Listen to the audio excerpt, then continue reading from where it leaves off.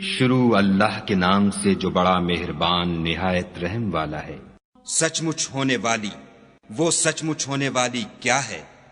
اور تم کو کیا معلوم ہے کہ وہ سچ مچ ہونے والی کیا ہے؟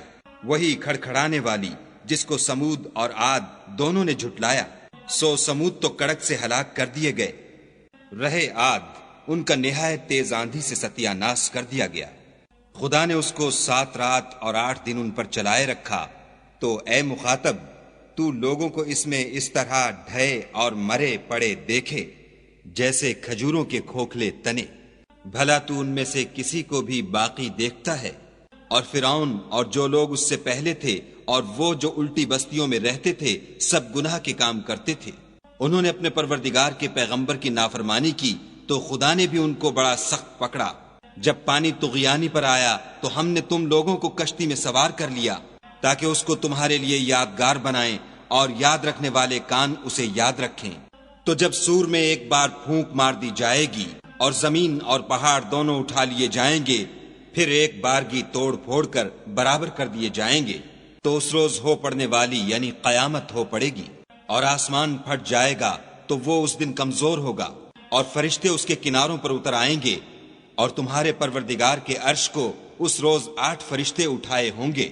اس روز تم سب لوگوں کے سامنے پیش کیے جاؤ گے اور تمہاری کوئی پوشیدہ بات چھپی نہ رہے گی۔ تو جس کا اعمال نامہ اس کے داہنے ہاتھ میں دیا جائے گا وہ دوسروں سے کہے گا کہ لیجئے میرا نامہ اعمال پڑھیے، مجھے یقین تھا کہ مجھ کو میرا حساب کتاب ضرور ملے گا۔ پس وہ شخص من مانے عیش میں ہوگا، یعنی اونچے اونچے محلوں کے باغ میں جن کے میوے جھکے ہوئے ہوں گے۔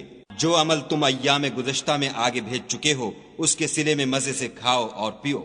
اور جس کا نامہ اعمال اس کے بائیں ہاتھ میں دیا جائے گا وہ کہے گا اے کاش مجھ کو میرا اعمال نامہ نہ دیا جاتا اور مجھے معلوم نہ ہوتا کہ میرا حساب کیا ہے۔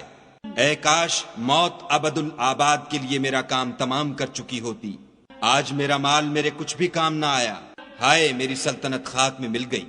حکم ہوگا کہ اسے پکڑ لو اور طوق پہنا دو، پھر دوزخ کی آگ میں جھونک دو، پھر زنجیر سے جس کی ناپ 70 گز ہے جکڑ دو۔ یہ نہ تو خدائے جل شانہ پر ایمان لاتا تھا اور نہ فقیر کے کھانا کھلانے پر آمادہ کرتا تھا، سو آج اس کا بھی یہاں کوئی دوست دار نہیں، اور نہ پیپ کے سوا اس کے لیے کھانا ہے، جس کو گناہ گاروں کے سوا کوئی نہیں کھائے گا۔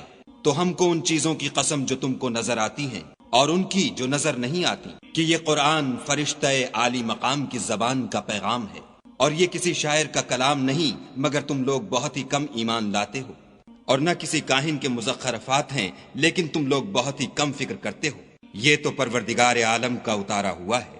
اگر یہ پیغمبر ہماری نسبت کوئی بات جھوٹ بنا لاتے تو ہم ان کا داہنا ہاتھ پکڑ لیتے، پھر ان کی رگے گردن کاٹ ڈالتے، پھر تم میں سے کوئی ہمیں اس سے روکنے والا نہ ہوتا۔ اور یہ کتاب تو پرہیزگاروں کے لیے نصیحت ہے، اور ہم جانتے ہیں کہ تم میں سے بعض اس کو جھٹلانے والے ہیں، نیز یہ کافروں کے لیے موجب حسرت ہے، اور کچھ شک نہیں کہ یہ برحق قابل یقین ہے۔